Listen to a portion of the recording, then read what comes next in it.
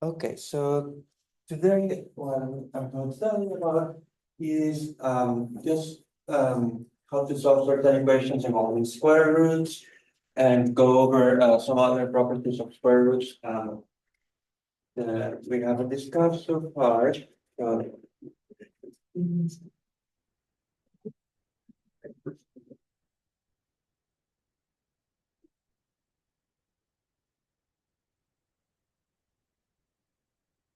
okay, so again, like just as a quick reminder, the square root of a number. So if you have a number, let's call the number a.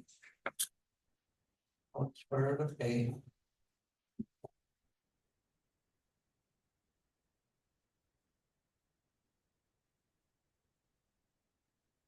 So whenever you talk about the square root, like there are two implicit assumptions. The first one is that a is not negative, so there's a first condition for taking the square root. So two things must happen.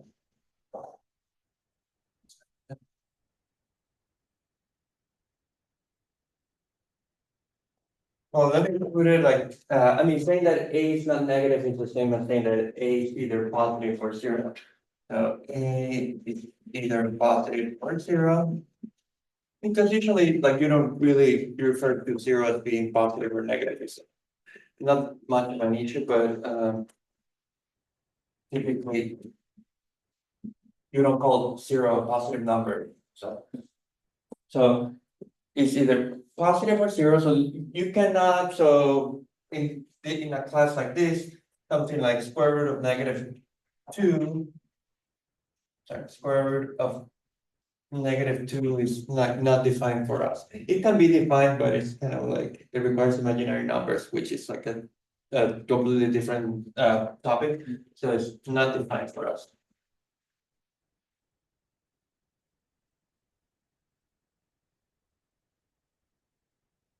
Um, and then so whenever you refer to the square root of a, you always talk about the key property of the square root. The key property is that square root square gives you back a. Okay, and so usually if you have like there are two possibilities that work, and so you know you when you write square root, you're thinking about the positive solution. So like in terms of notation, like square root of a always refer to positive square root.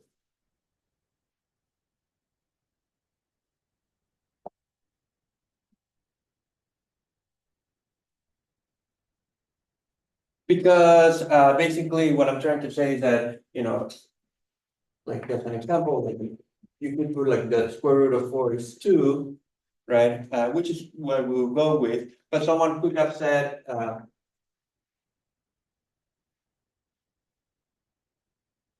someone could have said the square root of 4 is -2, because it's true that -2 squared also gives you 4. So whenever you find square roots, there are actually always two options. But if you write like square root of a number, you are kind of thinking about the positive solution. And the other one is always like the opposite, like has the opposite sign. So like that, it's kind of like useful to keep that in mind, because it's like a common mistake. Well, not this particular thing, but it can be a common like a source of confusion, because yeah, number has two square roots, but if you write square root of a number, you're referring to the one that's positive. Now here is a common mistake with square roots, and that happens all the time.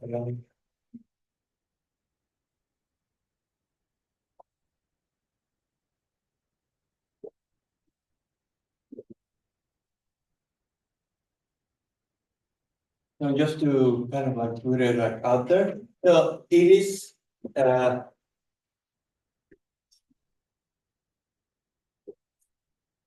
is the square root of a squared plus b squared is not.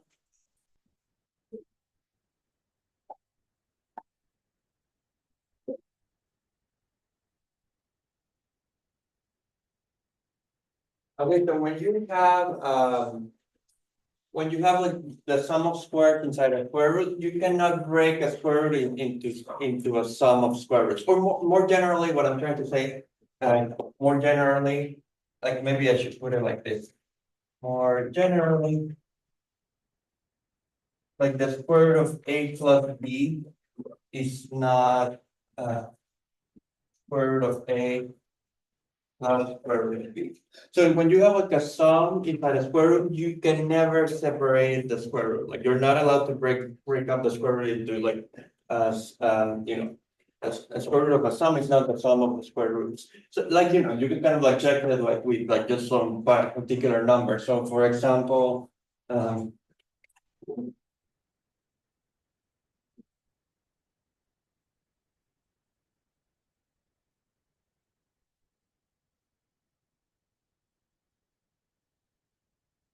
here's an example.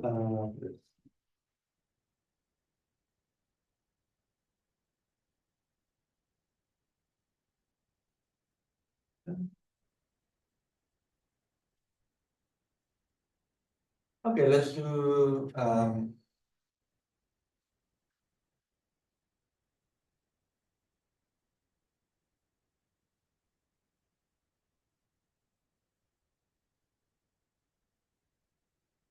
if you have something like that, what is like the left, what is this? This will be the square root of 9. The square root of 9 is just 3. Okay.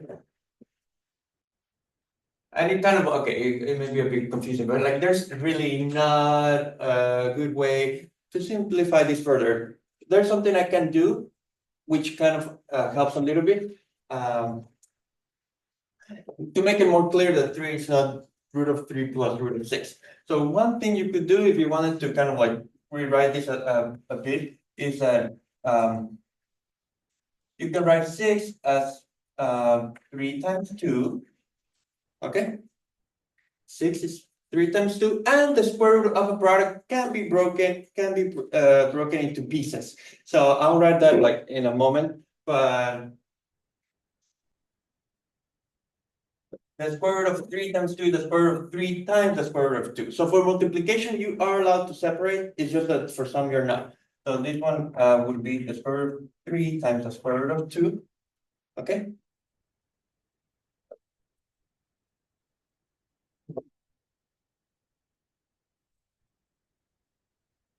And I'm not saying that this is in practice where you like, like a better way to write it. Just like, I'm just trying to show you that this wouldn't give you the same as 3. And so, and then what you can do is like factor out a square root of 3 here. And so this looks like square root of 3 times 1 plus root of 2. Okay. Yes. Where does the one come from again? Oh, this one? So I'm factoring square root of 3, so essentially what's happening, if you like, is that like the root of 3 is being multiplied by 1, because you need to, like, you cannot leave, when you take out like a common term, like, if you have 3a plus, what, 2ab, right? Oh, I get it. Does that make sense? Yeah. Yeah, like, so you always have to, otherwise, like, it would look like a, kind of weird to, like, what are you adding These these wouldn't to? be the same. Yeah, You wouldn't like- go back to the, Correct. okay. So, so why am I saying like this kind of makes it more clear, that these two things are not the same, because root 3 is actually, kind of, looks a little bit weird, but I mean, it's also root of 3 times root of 3. So, they differ, like they do have like the first factor being the same, but the second factor is different because 1 plus root of 2 is not the same as root of 3. So anyways, it is like maybe like a bit of a detour, but this is just saying that they are definitely, these two quantities are not the same. Okay.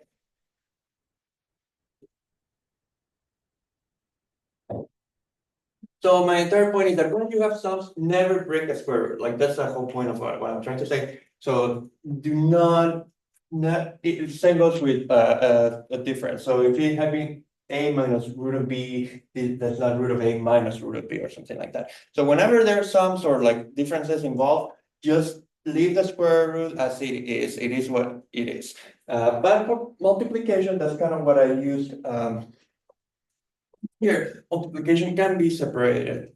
Before I write that, is that making sense? Kind of like so again, you would be surprised how often this happens. Like this is like a very frequent mistake involving square roots, like trying to break it apart. So, but yeah, it's like important to remember that you shouldn't do that.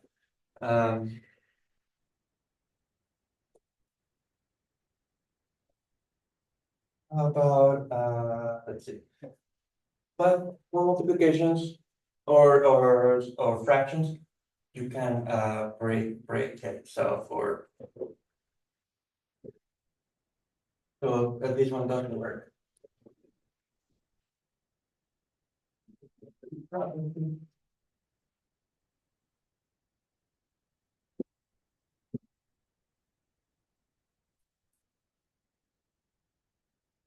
Which is kind of what I did here.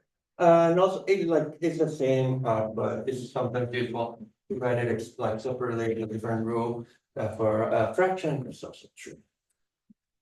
Provided, I mean, again, provided that a and b are positive numbers for this to make sense. So.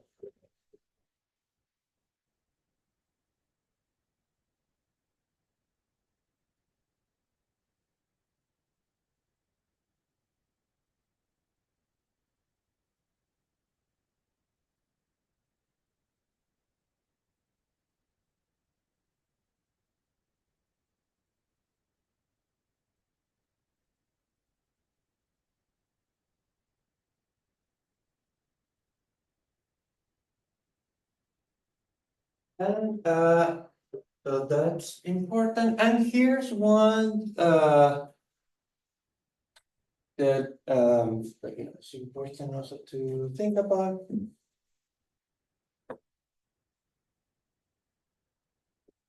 So here, this is another property that can be a bit confusing. So here's the property, which is a bit confusing, but let's see.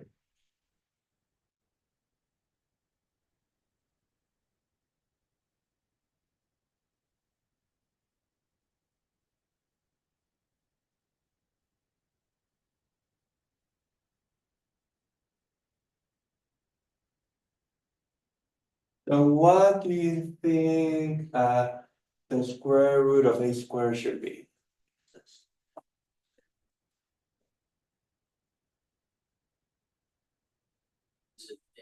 Okay, so that is where the confusion could be. Okay, so if you just write that the square root of a squared is a, that seems plausible, right? Because a squared, like, gives you that.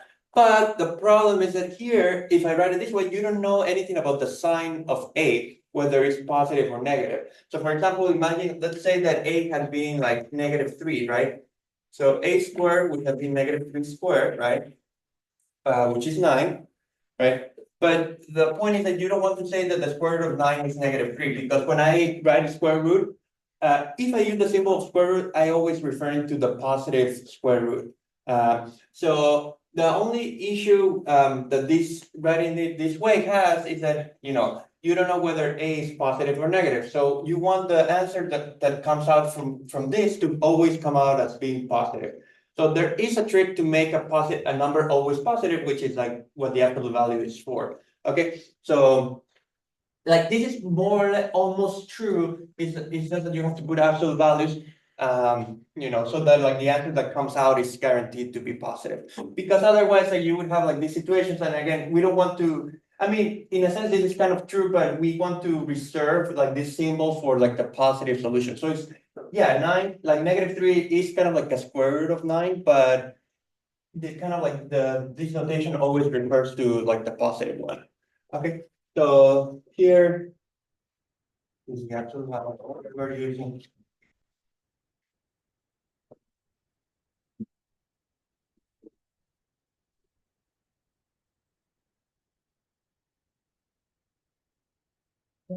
Guarantee. The square root, like. They're using the positive square root. Or we're getting the positive square root.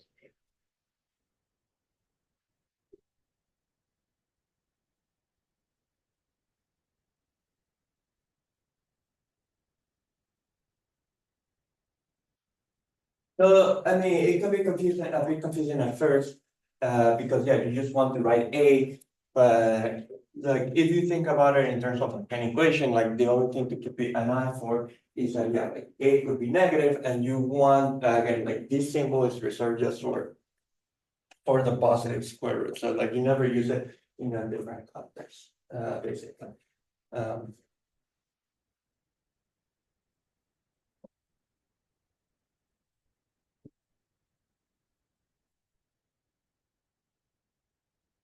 that makes sense. Um,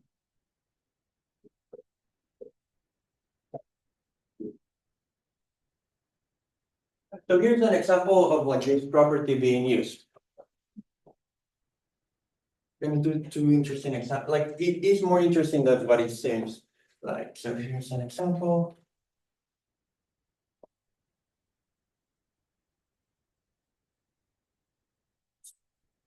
Let's say I gave you the square root of x squared plus 2x plus 1. Okay.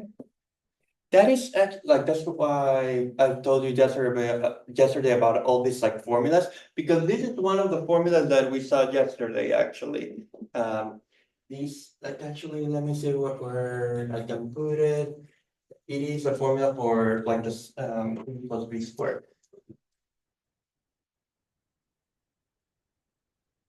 I'll put it here. So recall that we had the formula that a plus b squared plus a squared plus 2ab plus b squared.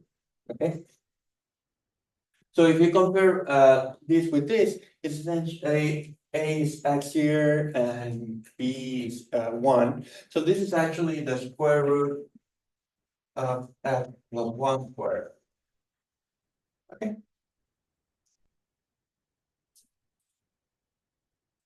Because again, like that, this x plus 1 squared is you square the first factor, which is here, you square the second factor, 1 squared is just 1, that's the thing. So you have it here, and then 2 times the product. So 2 times this product, but x times 1 is just x, so that's why you just end up getting 2x. Okay? So essentially, this is like, this is basically what you have here. If you think of A as being x plus 1, so here, think of A as being x plus 1. So this gives you, like, that's my point, like, it's not correct to say that this gives you x plus 1. You have to put it in absolute values to find the right answer. And this is the absolute value of x plus 1. Okay?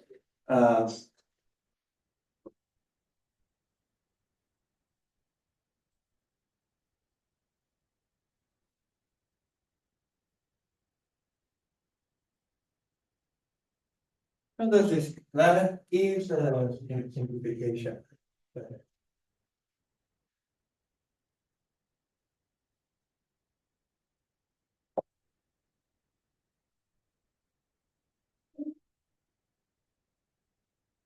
Here's another one which is kind of like similar.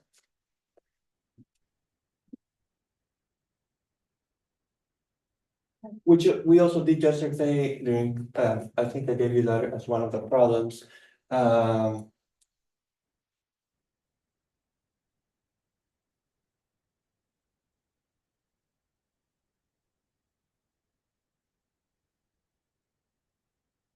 anyone remembers? Oops. No, this is fine. Like, I don't know if anyone remembers this one from yesterday, but here, this is also like one of the square formulas, but you just have to do it for x squared instead of like x. So we did this one yesterday. Where is x squared plus 5 squared, right? Because again, like what does this formula say? You have to square the first factor, the square of x squared is x to the four. Then you have to square the second factor, the square of 5 is 25, and then you do 2 times the product between these. So two x squared times 5 gives you 10x squared, okay? So that is what the formula looks like in this case.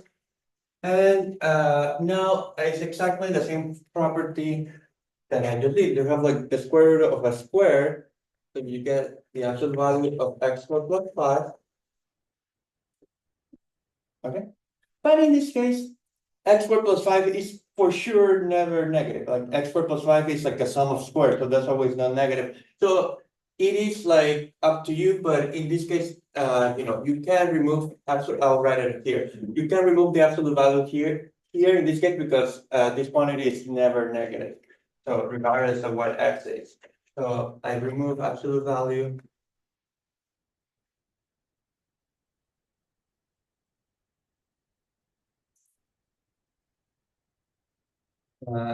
Since x squared plus 5 is never negative.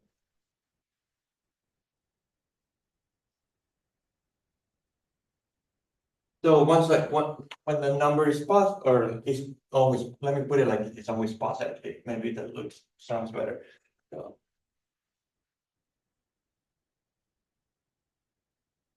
so when the number is positive, like absolute value leaves it alone, doesn't touch it at all. Because the point of absolute value is to turn a number into a positive number, but if you're already positive to begin with, then there's nothing to do.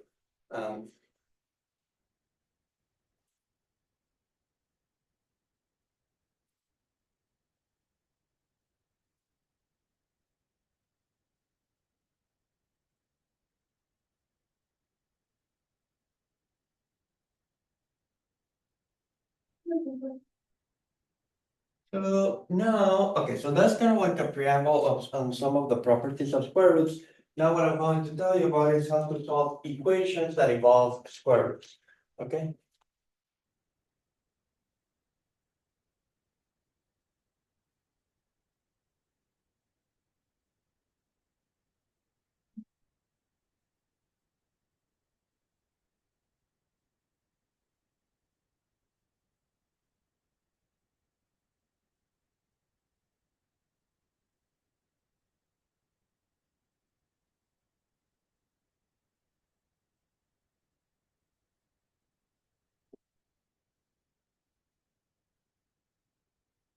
So essentially, the basic idea is that you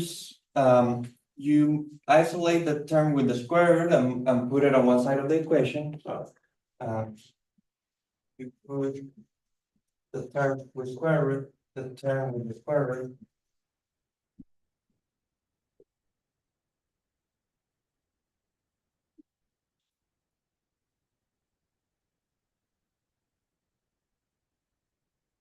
On one side of the equation.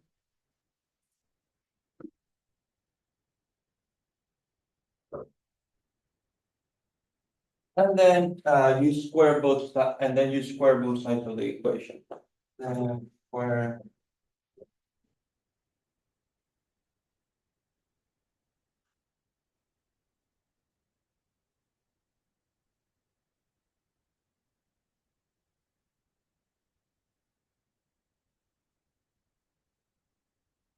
okay, so that actually can be a bit tricky. So I'll do a few examples because it's like it is probably one of the hardest equations like that we have to solve in this course is like, the ones that involve square roots.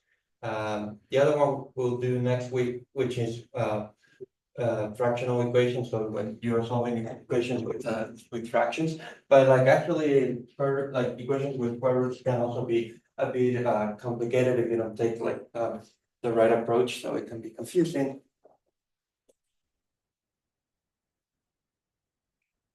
Okay, so let me start with an example here, which is it's simple, but then we'll kind of get to some more complicated cases. I'll leave this property on this side of the board because it's kind of very useful. I'll need it later.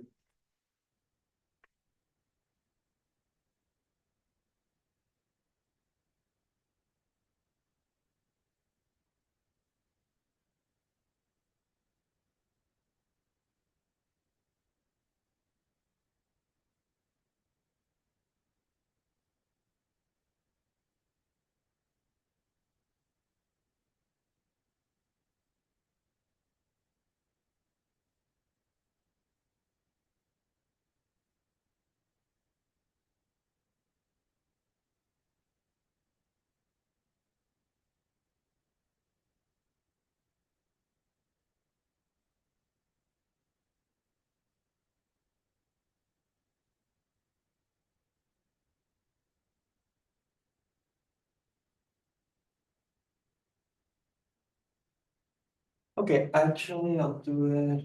Yeah. So what I'm saying in this method is that you have to move everything with the square root to one side of the equation, which is already done for us here. So this is kind of like ready to go, like, this has everything that has the square root is on one side of the equation, okay? And then once you have it like that, you want to square both sides of the equation. So, but first, this is something that's kind of important to observe when you have a square root. Which is what makes it tricky, because you're trying to solve this for x, right? So we're trying to solve this for x.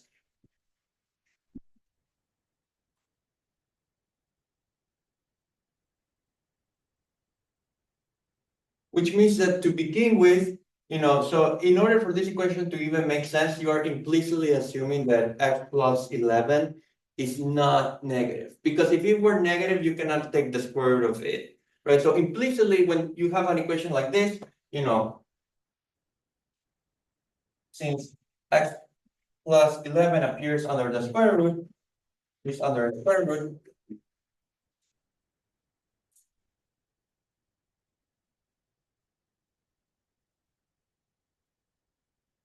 this, like, for this equation to make sense, it is a requirement that x plus 11 has to be greater or equal to 0 for the equation to make sense.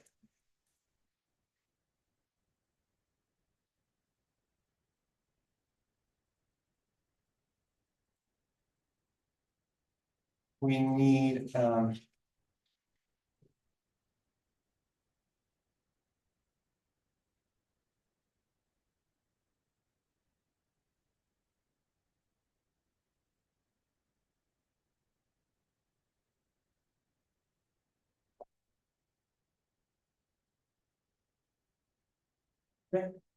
is that making sense? And why is that important? Because you'll see, once you solve the equation, you have to double check that the values of x you found satisfy this condition. Otherwise, like, you didn't solve the equation. So this will be useful, this will be important. It's important when we find x.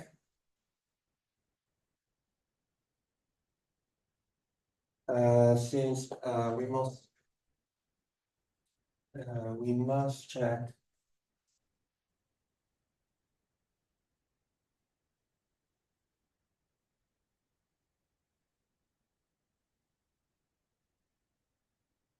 that it satisfies the inequality.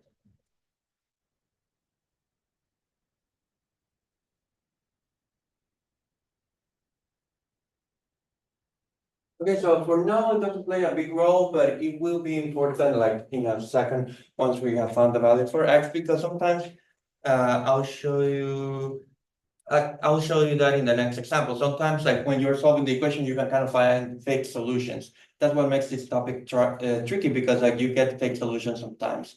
And you do have to verify that that is not a problem. Okay, so what the method says, which I kind of erased a little bit of, is that to solve for this equation, what you do is square both sides of the equation. So let me go back to the equation. Which is root of x plus 11 was 5. So now what I'll do is square both sides of the equation.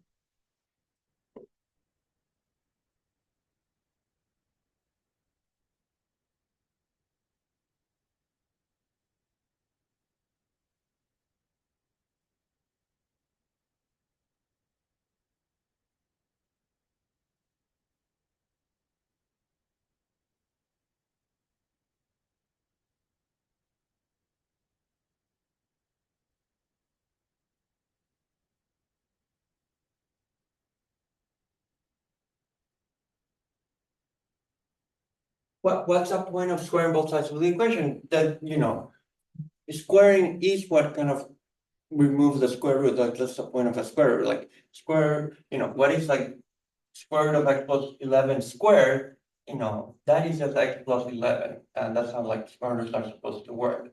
So, like, on the left hand side, you just get x plus 11. And on the right hand side, Yeah, 25, okay, almost like that is the definition of a square root, like a square root is a number whose square gives you back, the number that you were interested in. So this is kind of like by design that this happens. Um,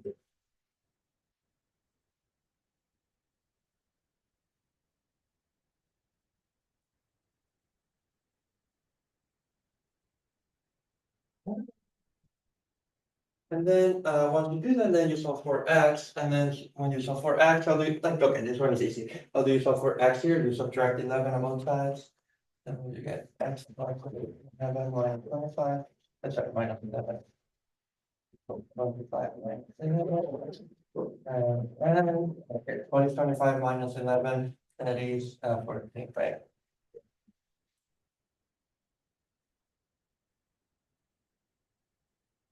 So the solution says that x should be 14, and then once you find this value for x, you must check the inequality. So now we'll check the inequality.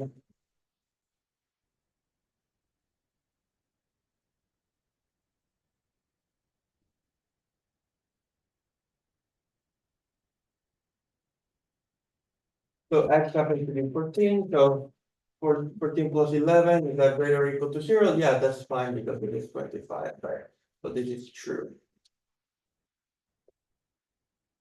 Okay, so that means that this value does work indeed, so that are no problems with this.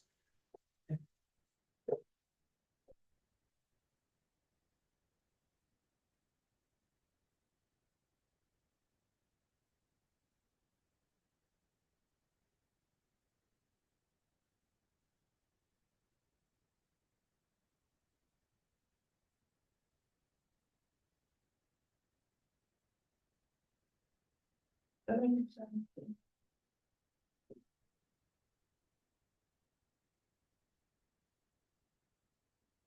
Okay, let me do, and the next, well, I'll give you a second first to copy this, but the next one I'll do, we'll have that issue where, like, one of the solutions that you find does not really work. I'll show you that.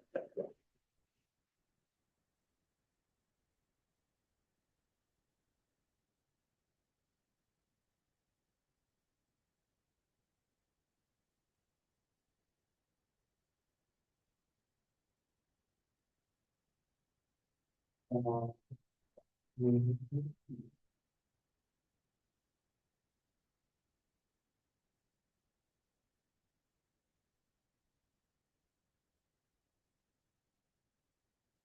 But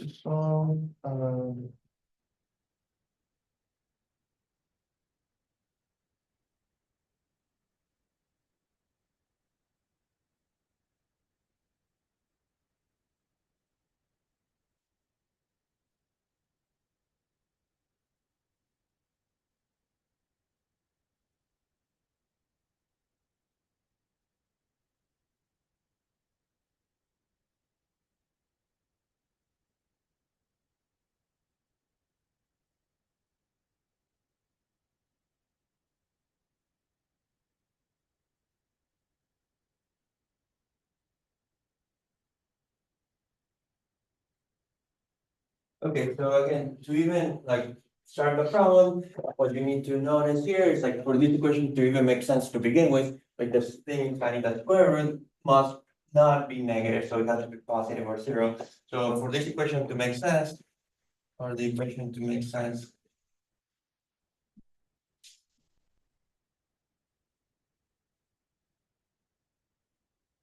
you need, I'll put it in a different color. You need 2x squared minus 8x to be greater or equal to 0. So once I find the values for x for this equation, I'll check whether this is satisfied or not. Because again, it's not clear when you solve the equation whether that happens or not. So you do have to go back to double check. So that is, again, that's what makes this topic difficult, especially compared to the previous stuff, because like this checking is something that you can easily forget to do. So something to have, you need to keep an eye on. And that will happen also next week when we talk about how to solve fractional equations. So it's kind of like two sides of the same coin.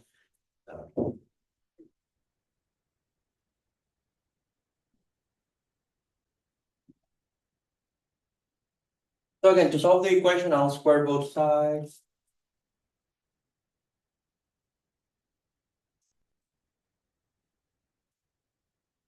So I'll square both sides.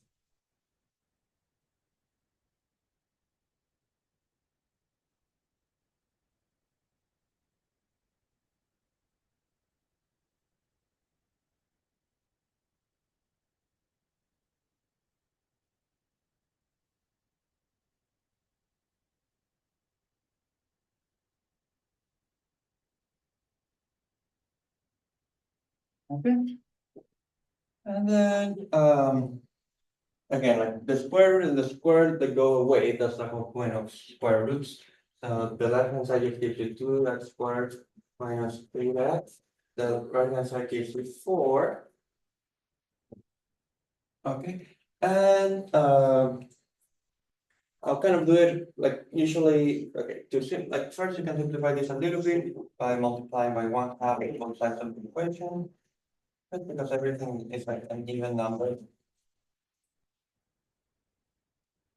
Okay, so the first term gives you, or the left hand side term gives you x squared minus 4x, and this one gives you 2. And so usually the way I have been completing this, I mean, I have been using completing the squares for this, right? Because this is like, I don't know if you remember like the formula for completing the square.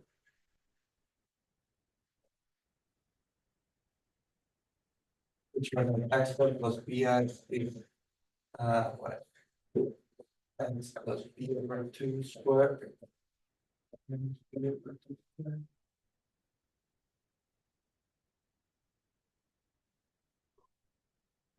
this case, b is just -4.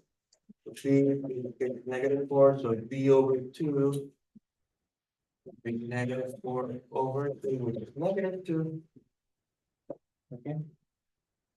And then b over 2 squared be -2 squared, which is 4. Okay, so that is what you need for completing the squares in this formula. So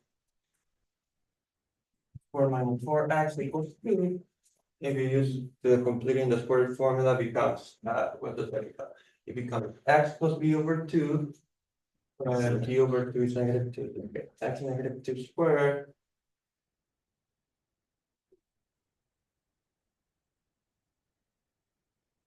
Okay.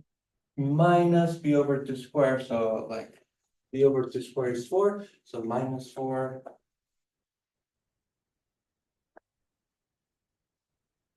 That equals 2.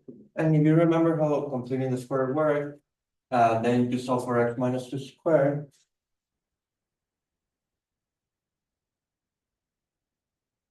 So, but you add 4 to both sides of the equation, so you get 4 plus 2, which is 6.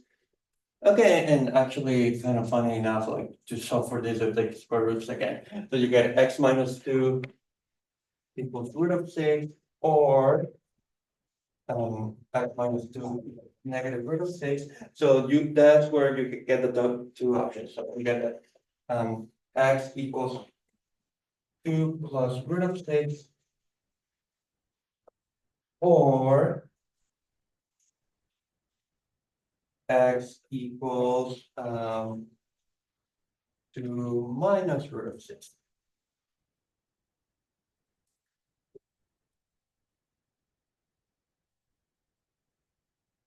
Hey, don't you, -2 on the one. What? You wouldn't move the -2. Oh, you can't. Shouldn't you move the negative? Well, I added 2 on both sides of the equation. If that's what you mean, this -2 you're talking about. Yeah, like I added 2 to both sides of the equation to move it. So it moves like as 2, right? You have to add the opposite. So is that making sense? Yeah. Yeah. Oh, you did have the, yeah, gotcha. Yeah. Oh, right. Like I put it under because there are 2 solutions. So sorry. Didn't you just x squared minus 4, just add the 4x and then divide the x on the other side? So, in which step, you're talking here or before? Yeah, there or we're there, why can't you just add the four x to the other side? And then divide the x on the four? So you want to, here, So you. sorry, you, There, and divide the x, the x equals 6. you mean like here, like something like this? Yeah, And well, the thing is like, if you divide by x, if that's what you're talking saying, like, you divide by. First, like you have to be careful because to divide by x, you need to make sure that x is not zero, which is not super obvious at the moment, but let's say like you kind of like ignore that for the moment, for the time being. If you divide by x on both sides, you get something like this, right? But that gives me 4 plus 2 over x, right? Is that making sense? Because like that, Yeah. dividing by x affects like that, both terms, like not just so what you can do, like I guess we never really wrote the equation explicitly, but another possibility, if you prefer, is to use like just like the formula for the quadratic equation. Should I put it like I'll put it here like you know. I will keep the equation here, but like this other one, like then if you have something like ax squared plus bx plus b equals 0, then the solution for x equals negative b plus or minus root of b squared minus 4ac over 2a. And you're totally free to use that. The only thing I have kind of been insisting on completing this course for is that because that's where like the explicit instructions that I was given when teaching this class is like do everything with completing the squares. So I'm like, okay, I'm just sticking to that because like that was recommended, like what was requested of me. But I mean, like actually this formula comes from completing the squares. But yeah, like here dividing for x unfortunately does not really help you that much because like then you just get that extra factor. But yeah, like when solving a quadratic equation, you're always free to use this one, like that's totally fine. Now, why doing this example? Because here you found two solutions, right? My point is that it's not, from what I have said, you must check these two solutions. So it may or may not be the case that both work in the original equation. So that's what we're going to double check right now. So now, what is the condition to work in the original equation? That this must be positive or at least not negative. So let me write it here. So now for each solution, we're going to check.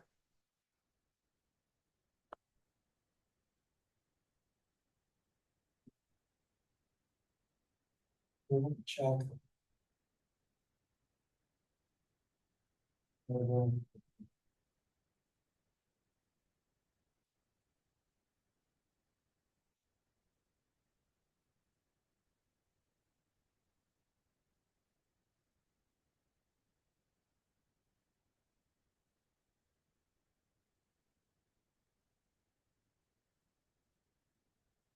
If I'm going to do that for each of them, so we'll start with, and I'll check it first for 2 plus root of 6.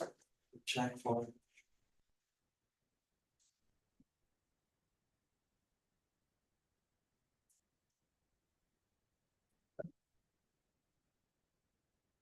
So what do I need to find? I need to find 2 times x squared. So I need to find 2 times x squared.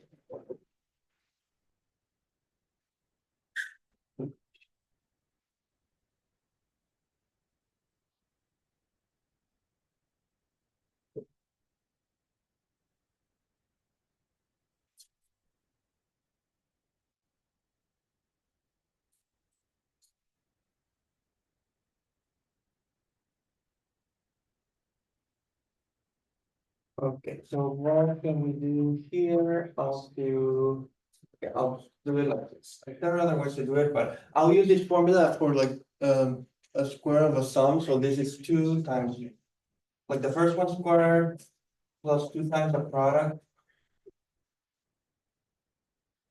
plus root of 6 squared.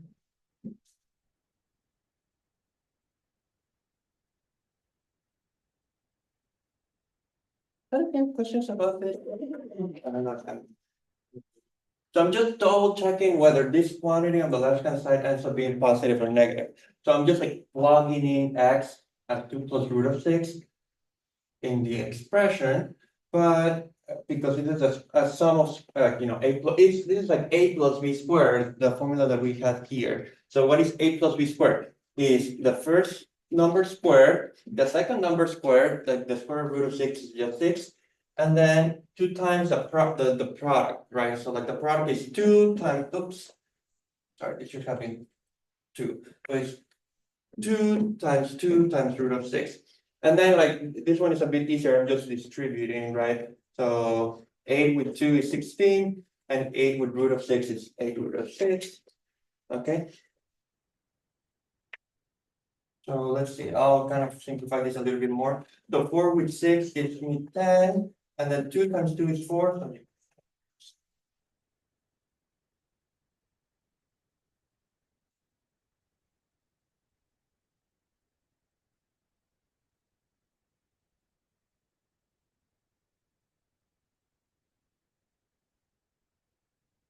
So okay, and so that is like now I'll distribute, like let me rewrite it here. I'll copy paste it the same, just to make it.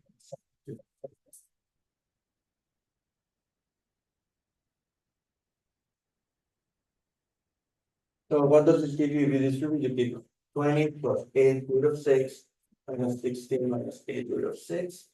Okay, ooh, this is not that bad because it's like go away, and so you get 20 minus 16, which is 4. And that is positive, right? Which is positive. This is positive, so it satisfies the inequality.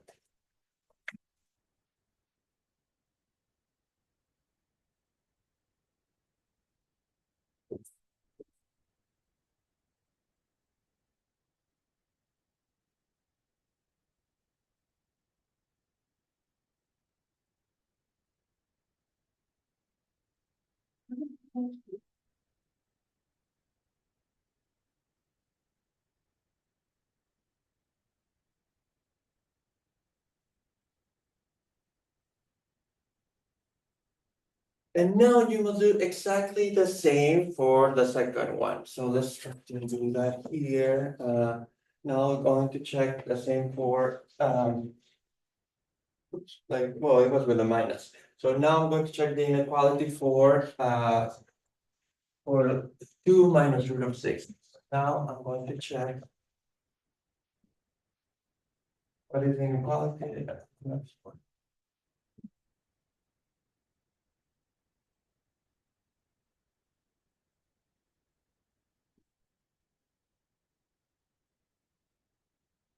Okay, so I'm going to put 2 times x squared. X is 2 minus root of 6.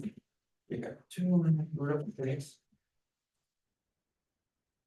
squared minus 8 times x. X is 2 minus root of 6.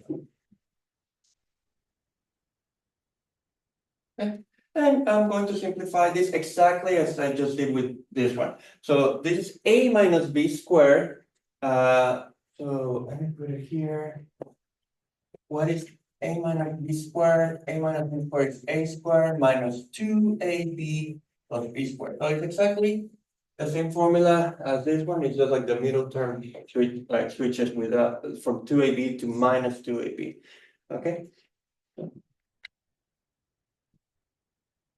So the formula says square the first factor, which is the square of 2 is 4, then square the last factor, and the square root of 6 is 6, and then minus 2 times the product. So the product is 2 times root of 6.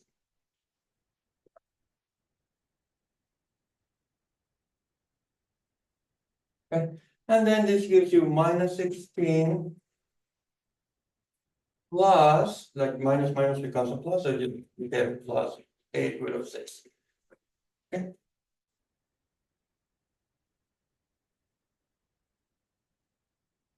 So what is this now? This is 4 and 6 is 10, and 2 times 2 is 4, so you get minus 4 root of 6.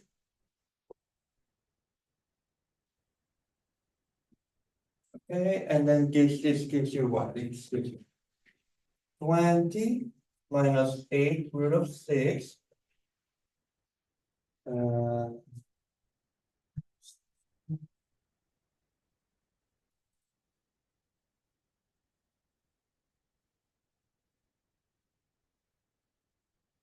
This one is still fine. It's okay, I think this one, these two work.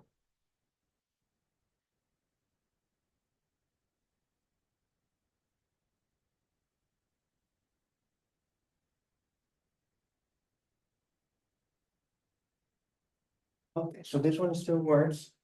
Okay, so, yeah, because it's just, so I need to fix that on my god. Or would you still positive?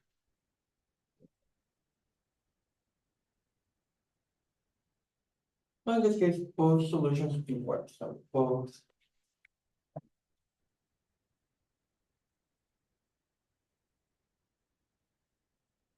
Let me find one that doesn't work with, like where one of the two does not work. Let's see if I can do. But before doing that, is that okay? Is that? So like maybe it's a long computation, right? Like like checking that it does work. So it can, it can be easy to kind of mess it up. Because there are too many, like there are a lot of steps involved. So you have to be careful about that. So let me see if I can find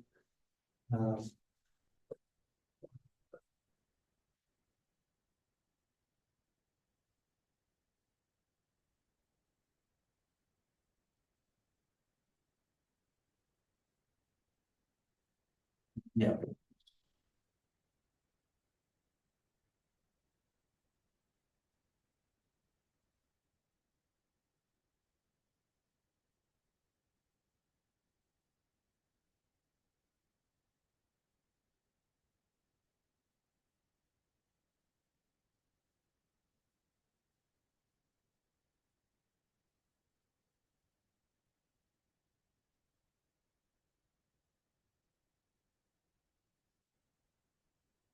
Okay, here's one, okay, trying to see if I'll, my plan was to keep doing more examples next week of this, because this is like a long topic. So next time I'll bring like a more interesting case, but like just to show you quickly what can go wrong with these problems. Because a problem, like the idea here is that to solve the equations, you're taking squares, so like on both sides of the equation. So let me show you what can go wrong. In a simpler example, but like next time, like on Monday, I still need to tell you, we still need to go over more examples. So like I'll bring a more interesting one next time. But at least it kind of illustrates what goes, like what can go wrong. So it might, this is actually pretty easy to see. So if you, because like this is super simple compared to the other solutions we have been doing. If you try to solve this equation, right, and you square both sides, so like.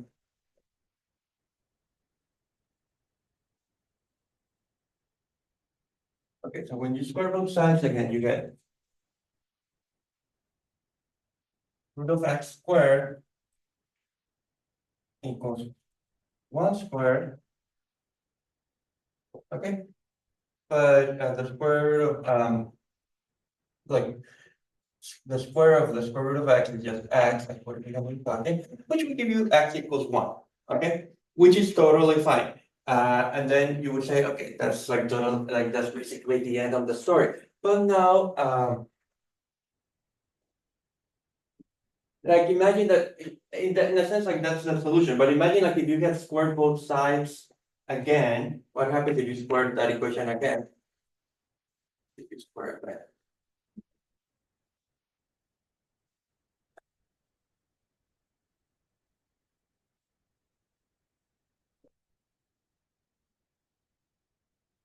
You will get x squared equals 1 squared.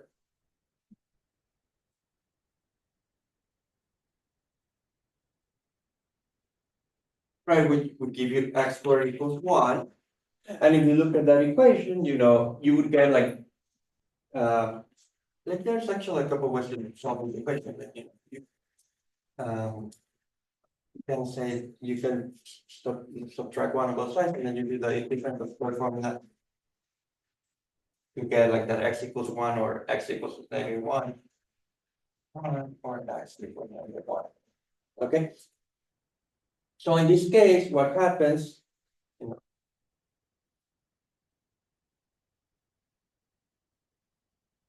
so like in this case, like if you just have kept squaring, which like wouldn't make a lot of sense in this example, because like here you just found the solution. But if you have kept squaring, like, you would have found x equals -1, right? But like this is like an extra solution, definitely this would never solve the original equation. Like this is like an extra solution.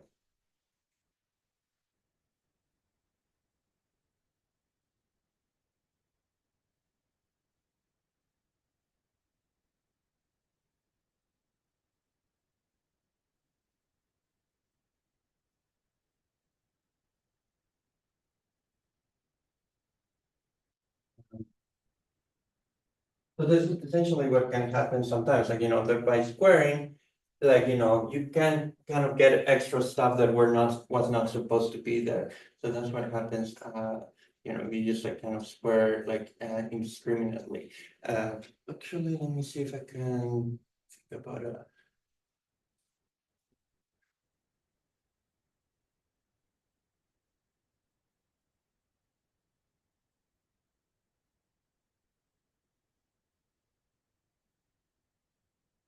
It's kind of hard to come by with a good example on the fly, but like in general, that is kind of what you have to think about. Let me just give you a second to see if I can kind of. think about.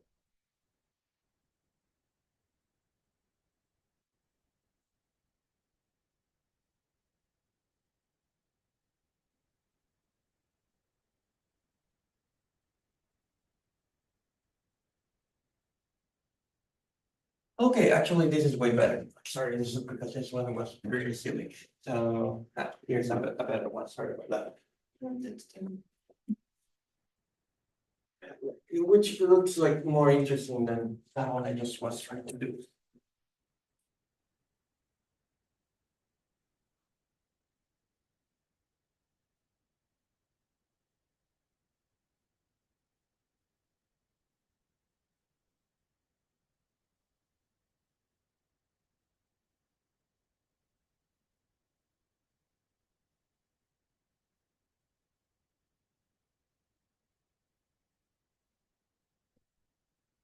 Well, no.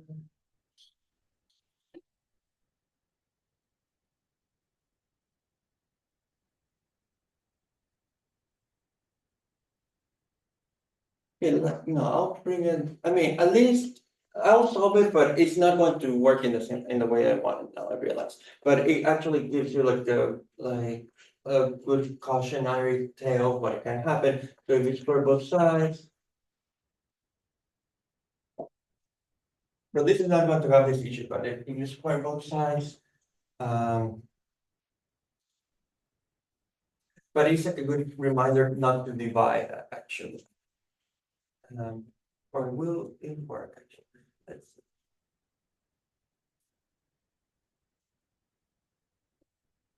Yeah, look at this.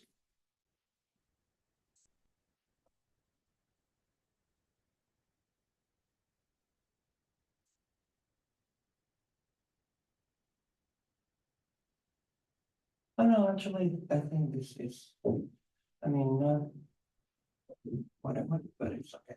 Um, it's an interesting one still.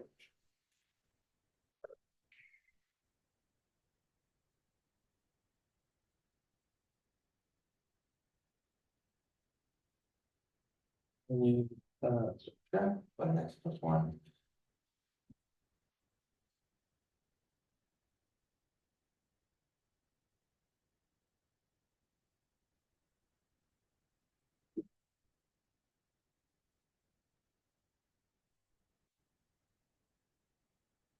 Zero here, and then this gives you x squared plus x, okay?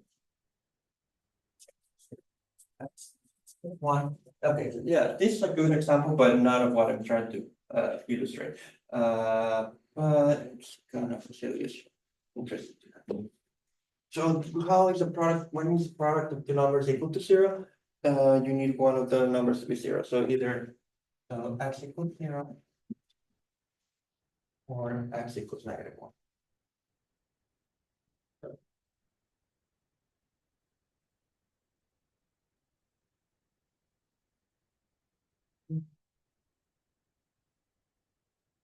And the condition for this equation, to make sense, like you needed x plus one to be non-negative. So either satisfy the equation, either works, or both work. Both work.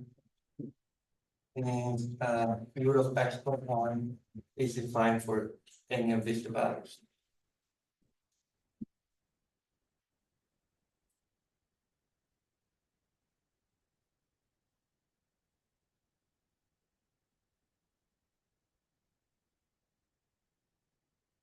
Okay, now what's interesting about this example, the which is actually related to a question I had asked before. What's a bit interesting here is like when you look at the equation, you go to this equation. So here's like a warning because when you have this equation,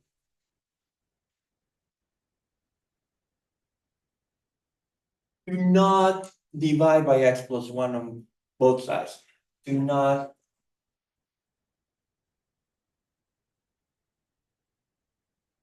by x plus one, because if you divide by x plus one, what happens here? You can.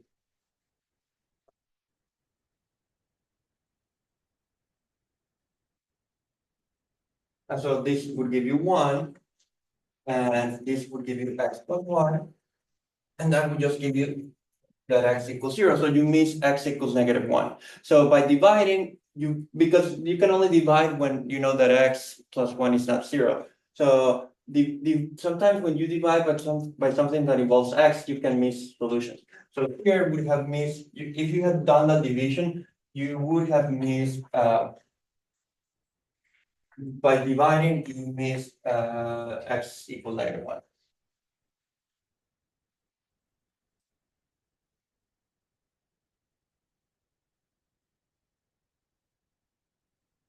Okay, so like, again, this is like a tricky topic, so we'll continue on Monday with more examples of this sort, because, yeah, I think this and, stuff that we'll do on Wednesday, Thursday of next week, it's also complicated because of like a similar issue, where you always have to be double checking that everything works. And so, yeah, next time I'll bring a more interesting example where, one of the solutions that supposedly works actually doesn't work after you verify it. But, at least like but the main idea is like, that you square both sides of the equation, and from there you kind of like start solving it like in a regular way. Okay. So yeah, I'll give you some problems for you to work on about this after the quiz. I'll leave this just here.